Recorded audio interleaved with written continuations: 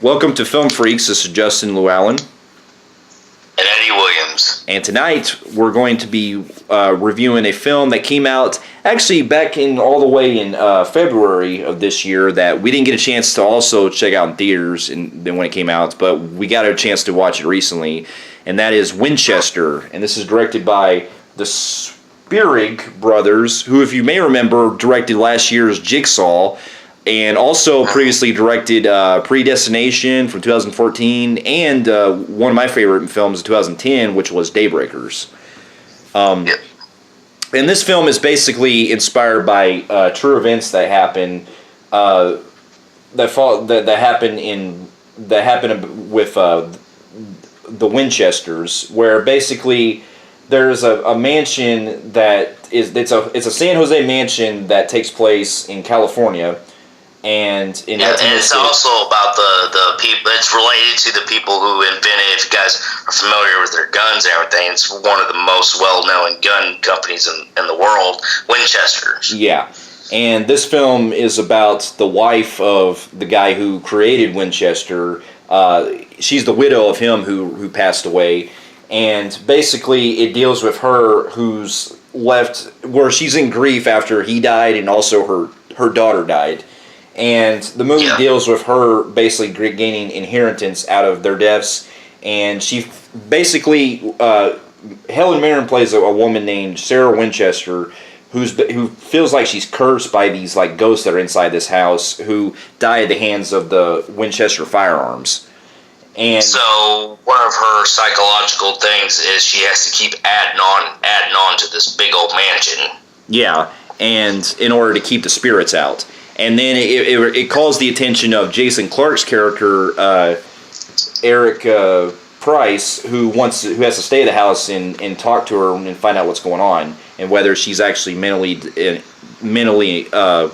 insane, competent to hold her inheritance. Yeah, and now here's some backstory. Now I saw the trailers when this movie came out, and it looked kind of interesting, but it did have me kind of have that feeling like it was going to be your typical, every other paranormal horror film that we saw.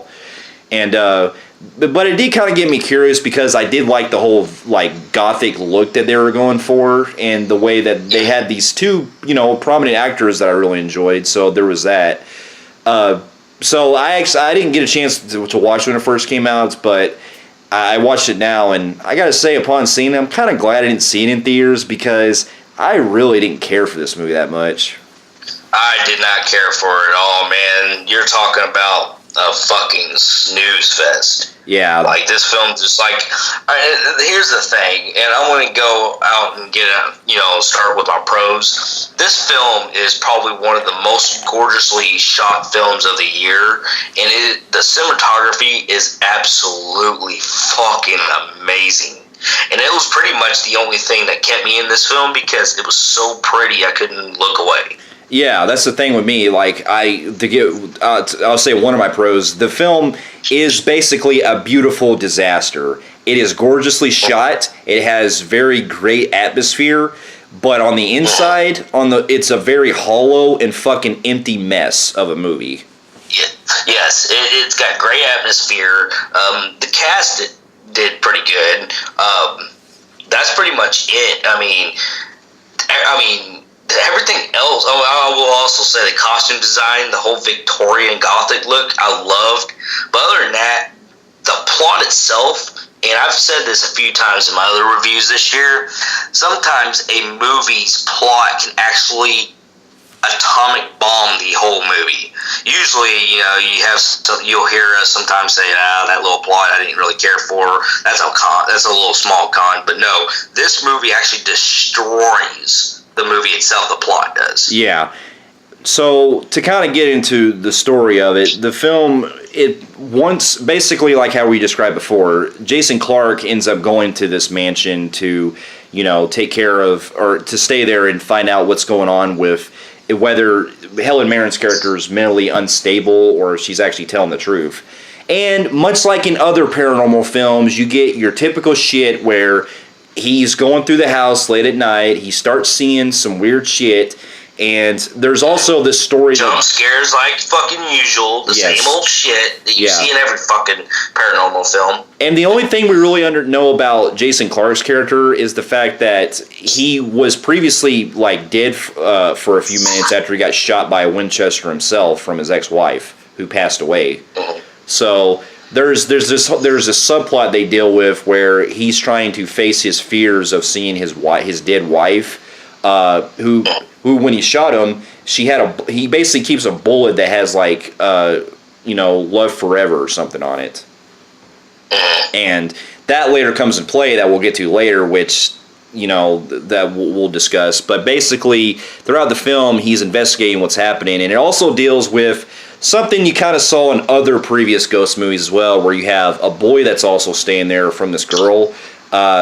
This girl, he's a kin family member. Yeah, it's the relative of the Winchester whose son ends up getting possessed by a ghost. And basically, if you've seen Insidious and those other type of films that do that, you kind of know how it plays out. Yeah. Because this is the same cliche 101 that you've seen in these other type, where you have them going and investigating something and something happens, or you get the kid whose eyes turn, white and stuff, and while you have the big old pop outs every fucking 2 seconds. Yeah, and then you also get the stuff that goes on where basically later on after he's investigating what's happening. Jason Clarke he ends up discovering that there was also somebody in the past who ended up doing a massacre on these people and ends up getting shot by the police in a flashback. And it turns out that this ghost was actually the one that's been haunting the boy. Yeah. And then we also discovered basically out for his own revenge. Yeah, and because the people that he murdered inside that the house was actually the ghosts that actually later you see them as ghosts later on in the film, which I kind of wish they would have went more of that concept, because with the idea of this guy like killing all these other people made you kind of wonder if they were going to haunt the rest of the people inside the house, Yeah, there were former employees of Winchester Gun Company. They're killed by the Winchester gun. So basically, you would think it would be cool if they were there to really torment her for, being killed by her family's gun. Yeah, but that never comes into play, because all we see is just the guy who committed the murders instead of the actual ghosts that come up. But it's like, then why are the ghosts themselves there then? I mean, they don't really do so much of a purpose. There's this fucking stupid-ass fucking, pretty much your typical, like, where some films try to be smart and they try to play more of it's supposed to represent something type thing. I hear it was supposed to represent, demons of whatever, and basically, fucking Jason Clarke's like gotta fight his demons or some dumb shit like that. It was trying to be smart, and it didn't execute at all. Yeah, and then it all pretty much builds up to them having to trap the ghosts inside this room where the kid and all that is, and basically it all boils down to a climax, which I thought was such a fucking cop out that I really was like, what? Where Jason Clarke ends up using the bullet that shot him originally. He puts it inside the Winchester rifle and shoots the ghost one time, and that's it. And that's all. That's I was like, really? That was so fucking simple. You could have done that at any point in the movie. Yeah, but other than that, pretty much that's the end of the movie, and pretty much this was a fucking mess. Like, what kills me is the plot. It is fucking horrible. It's generic. It is beyond fucking boring. It is.